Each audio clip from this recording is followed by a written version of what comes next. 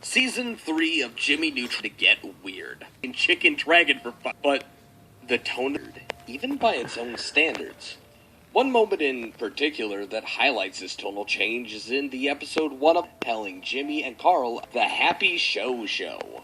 And they all should watch it because it'll make them happy. Jimmy ignores it and goes to do some weird prepubescent stuff on his computer like, however, Sheen is relentless and will not stop bothering. Soon enough, Jimmy starts noticing that everyone is acting different, being uncomfortably friendly with one another. My associate and I would like to pay you $1 for each and every one of those baskets. $1? No deal. Sister, have you gone mad? What would we buy with money? Sunshine? Sunshine is free. Okay, these people are sick. Don't worry, I will find their weakness and crush them for you. Oh. So that night he turns it on and he watches 10 seconds of it before turning it off because it's just that bad, and quickly puts it out of his mind. The next day at school, Betty asked him to come over and watch it with him. But as he heads over to her house that night, he sees her watching through the window and realizes that the show is hypnotizing people. Soon, the entire town is after Jimmy, trying to force him to. Cindy, who just returned from a karate competition, has not been affected yet. Track down Grandma Taters to put an end to this. After defeating her, it's revealed that she's an alien.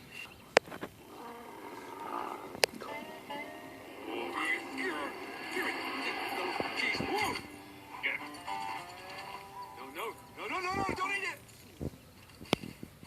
Oh, gee. Great news, Dad! Is a bit children's show called Fruity Pie, which is a bit uncomfortable to watch in itself, but it is ultimately. Okay, next problem. Who's gonna pick those up? Solitaire, address book. Hey, Google Maps! You guys don't know what you're missing. Aha! I got your souls, losers. Caillou.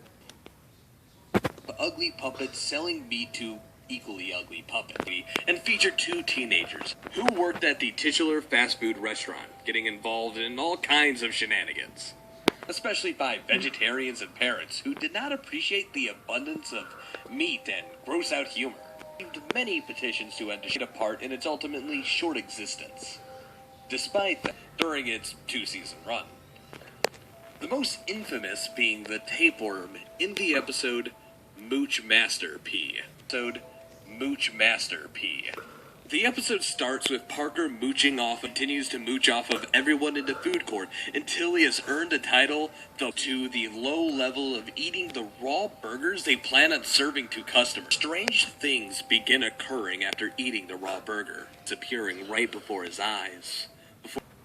Josh records Parker trying to eat in slow motion, revealing that an enormous tapeworm is now thanks to the raw burger he ate. Out, yanking it from Parker's stomach and into his arm, where it writhes around chaotically.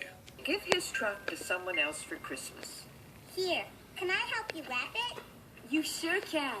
This truck is going to make someone very happy this Christmas, and it's all thanks to you, Caillou. Afterwards, an Australian man comes up and asks to buy it for a zoo. The boys agree, they hand it over to him, and then the man swallows it whole. 9 days left till Christmas. It looks like a classroom. You're right. This takes place a long time ago in a country called England.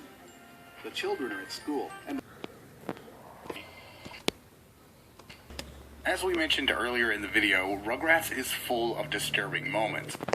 Given that the series is shown in the eyes of babies, it makes sense that the world we see can be frightening and unusual. Having seen choice scenes from the series, since there were just too many to choose from. Angelica's worst nightmare, we were treated to the worst thing Angelica's imagination can muster up.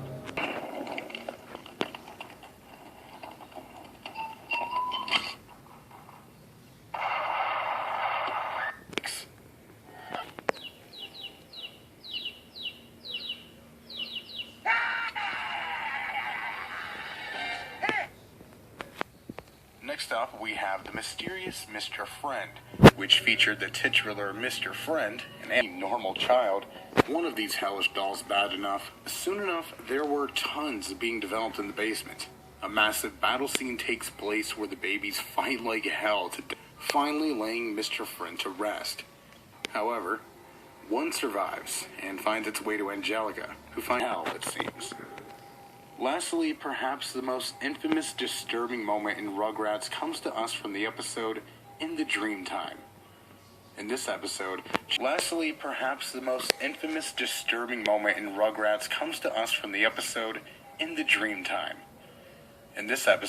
Chucky is having trouble distinguishing reality from his nightmares.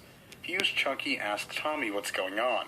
Happy, happy, joy, joy, happy, happy, joy, joy, happy, happy, joy, joy, happy, happy, joy, joy, happy, happy, joy, joy, happy, happy, joy, joy, happy, happy, joy, joy, joy. Children, and resulted in nightmares galore. And if that wasn't enough,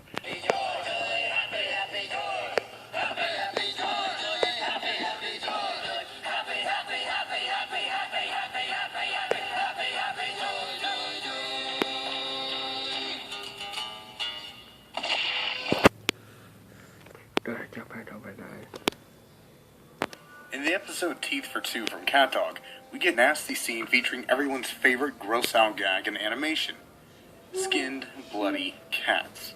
In this episode, the two go to the dentist and discover that if one doesn't take care of their teeth, it's the others that is affected. It's disgusting amounts of junk food and never brushes, yet it's Cat who gets all the cavities. Cat tries to get Dog to take care of his teeth so he won't suffer anymore. It's no use. Dog won't listen. They fight, chewing on things like aluminum foil to hurt each other's teeth. That hurts just thinking about it. Cat tries to brush Dog's teeth while he's asleep. Instead of simply moving over to Dog and opening his mouth, Cat decides to pull himself through his skin and out of Dog's mouth. Can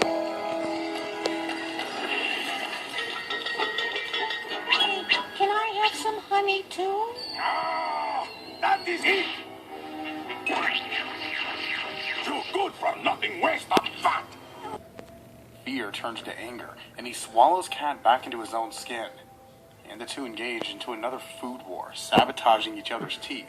Cat Dog is a strange concept for a show that just barely scratches the surface of all the weird. That stupid old bear. If I had hands, I'd strangle you. Oh, stop. I think I'm getting a concussion.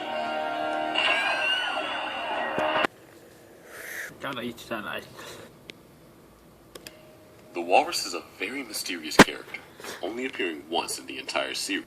Throughout his dream, the Walrus follows Pingu in what he thinks is a playful manner. To Pingu, however, this is very frightening and upsetting, given the size and demeanor of the Walrus. When first, he pops up from the scenery abruptly.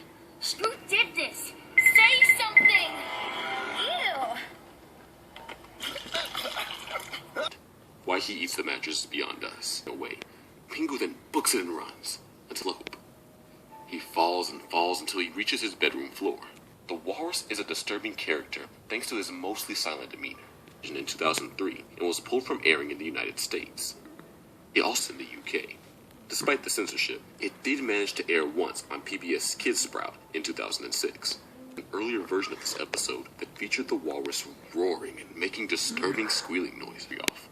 Here's an uncomfortable scene of the Walrus. What do you mean you two? You said you'd like it. It was not my idea to buy her. Hey, listen, I put it together. I put on nuts and bolts again. I paid for the batteries. We even named her. Her name's Shirley.